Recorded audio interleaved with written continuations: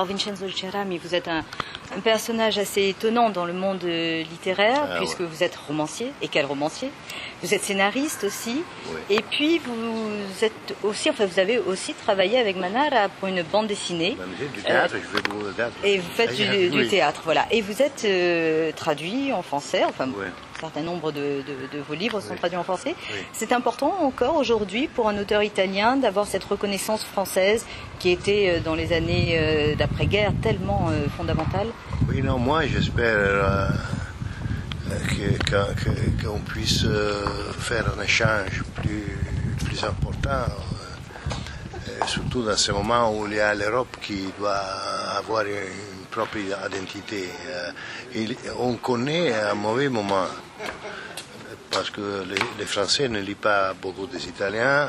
Les Italiens lisent un peu plus les auteurs français. Mais c'est très important de changer les expériences, parce que dans cette période de globalisation, on va se rassembler de plus en plus, et ça veut dire que beaucoup de problèmes, de conflits commencent à devenir communs. Et alors il faut se rapporter, commencer à créer des histoires qui peuvent raconter. Le récit de la contemporanéité, c'est une contemporanéité complètement nouvelle au passé. Je m'excuse de mon français. Je me sens un narrateur, non, plutôt qu'un écrivain. Moi, j'aime raconter des histoires. Et j'avais commencé avec la poésie, en effet. Et c'était toujours, du début, une poésie narrative. J'ai fait un livre qui c'était fraîche narratif, en effet. Et après, j'ai découvert la nouvelle et le roman.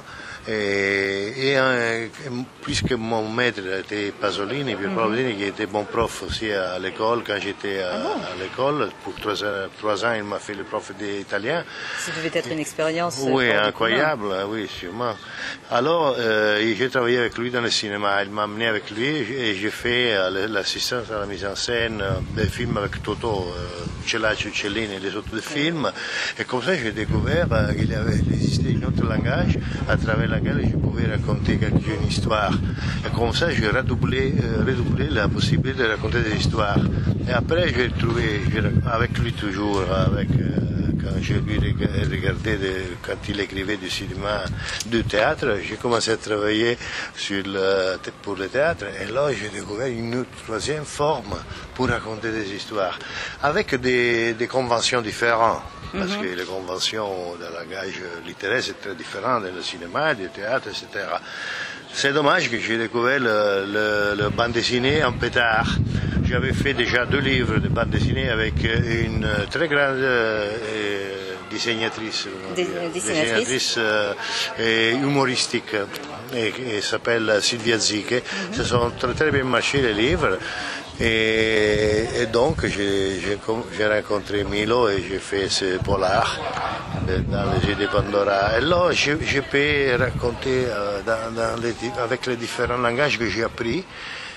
Je crois d'avoir une vocation du récit.